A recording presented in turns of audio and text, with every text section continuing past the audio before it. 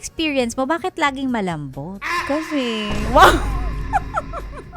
Nag-open up. Sexy Megan! Maria Morena! Oy, may tanong ako sa'yo. Gusto kong malaman para naman makakuha ako ng advice. Bakit ba Alam talaga? ko Okay. magaling ka rito Okay. Paano ba magpatigas ng isang tao? Siyempre, kailangan himasin. Andun yung sense of touch. Hindi, may mga tao kasing gano'n na parang napaka-vital sa kanila nung hahawakan mo. Okay. May mga ganun eh. So, syempre, di andun na yung talagang kailangan andun yung touch. And other than that, talagang kasi since DJ naman tayo, magaling tayo pagdating sa mga bubulaklak na salita. I talk dirty, hindi. Hindi dirty.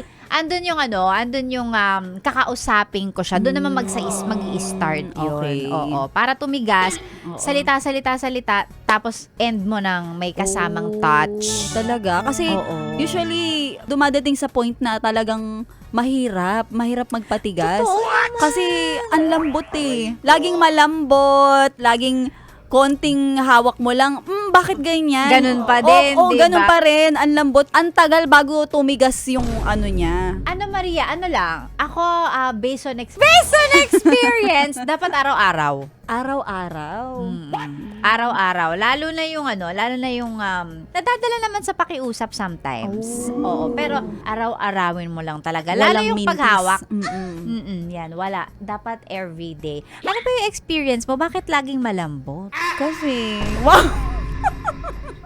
Nag-open up. Ayun kasi siguro pag nababaliwala. Okay. Pag nababaliwala, lalo na kapag may mga time kasi na naghahanap siya.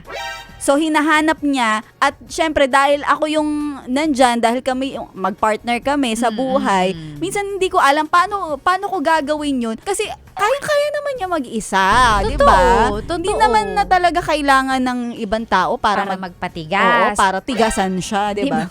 Ano pang ginagawa mo dito, ha? Sinasabi ko na nga ba eh. Solid yes friend ka talaga. Dahil nandito ka na rin lang, sige na, Mag-like at mag-comment ka na. Mag-subscribe ka na rin at i-click ang notification bell. Para mapasali ka sa mga kalokohan namin. bawal na bawal mag-no dito, ha? Kasi yes to yes!